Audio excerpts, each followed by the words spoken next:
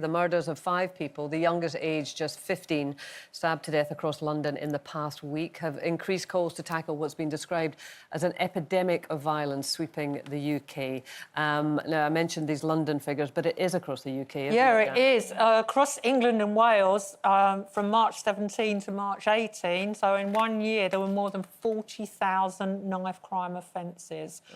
And that's a 16% increase on Yeah, it's going up. I think in 38 out of 44 police areas, they've seen an increase in knife crime. Your neck of the woods, Nadia, is bad. Well, this poor boy that died in Tulse Hill, I mean, that's not far from me. It's really hard, you know, with my... You've often said to me, haven't you, how I should let my girls out more, how maybe I'm a bit overprotective, but I think that you get why now. Well, yeah, and having said that, sitting 400 miles away in Glasgow, as I usually am, you know, obviously you're across the news, and there have been such a spate in recent times in London.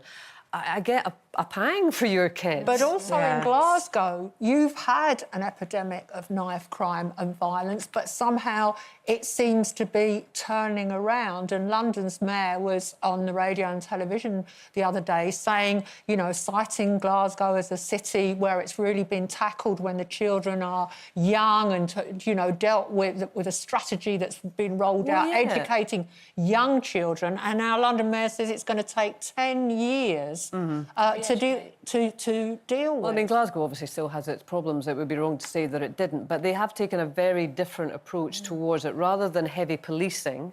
And there is a suggestion today that, you know, we need more police at school gates and bus stops, etc., in order to try and contain this.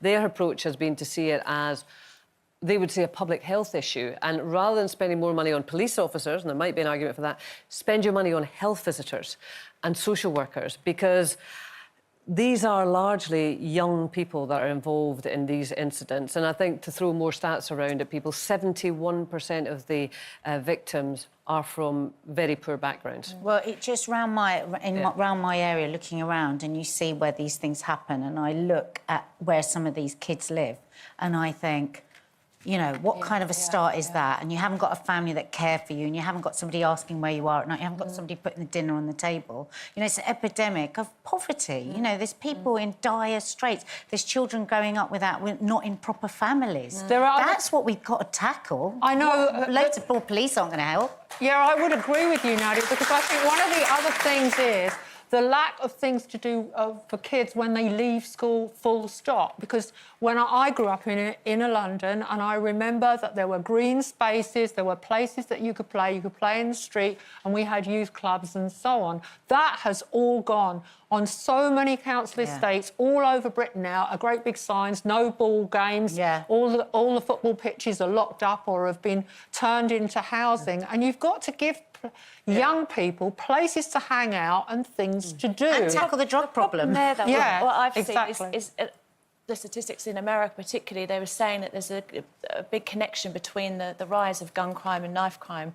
Also, is similar to the rise in hate crime.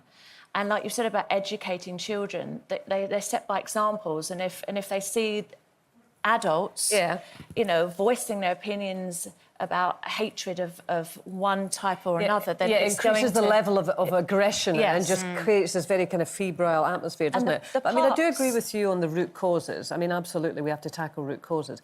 But nonetheless, you're still going to be concerned about your children. That's natural. People are going to be concerned about their children. So just going back to the proposal to have, you know, police officers on school gates, at this point, do we need that level of Well, that's not where the crime's happening, at the gates. It's like, you know, you wear a helmet to protect you when you're on the bike. There's the lollipop lady to help you cross the road. There's a bike lane to make cyclists safer. There should be a route set from schools into main areas where there is at least a responsible adult to have after classes at school. It doesn't have to be a police officer, but like a volunteer that will help groups of children, and they shouldn't travel alone. There's no resources for this, is there? No, first of all, the police force has lost 22,000... happy to volunteer. Well, the police force has lost 22,000 officers over the last few years, so there aren't enough officers and we want to extend legislation to do with hate crime, which would mean more paperwork and more stuff for the police to deal with. So there's just not enough police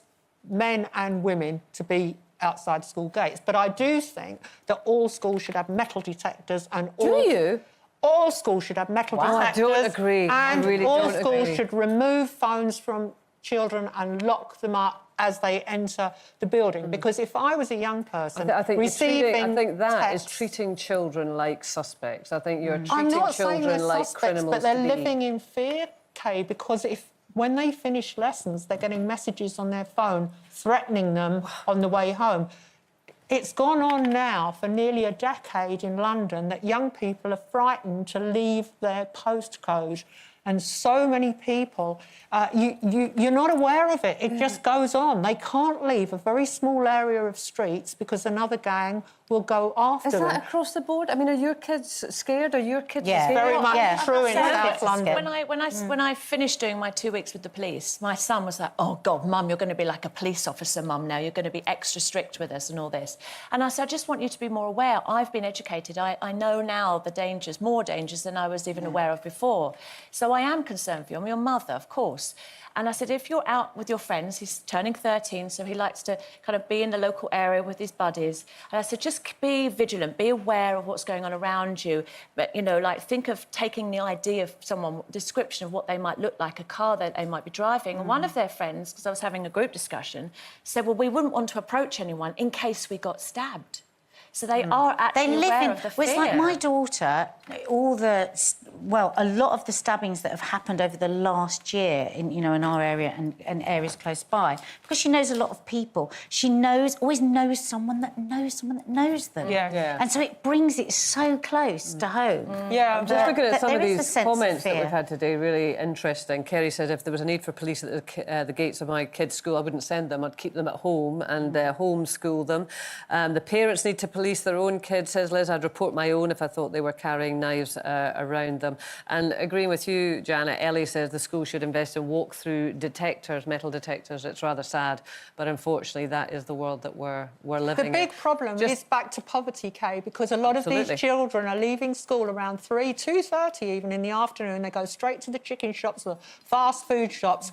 Their mother or parent is not going to be at home, and then what are they going to do? Yeah.